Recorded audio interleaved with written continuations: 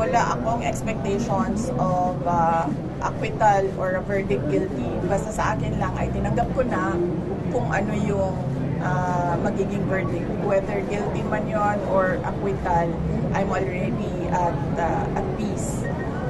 At hindi ko alam kung paano buboto ang mga senators. If at all there will be a trial, I think it is wrong to start counting votes now because they haven't seen evidence yet. They haven't seen what the prosecutors have. They haven't seen what our defense is.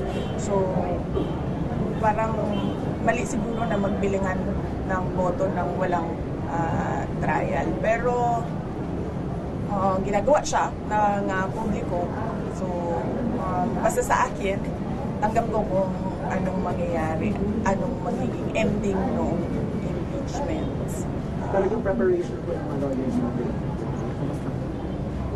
lawyers, okay naman sila. In full throttle na yung kanilang preparations for the impeachment, and of course they would not want a trial.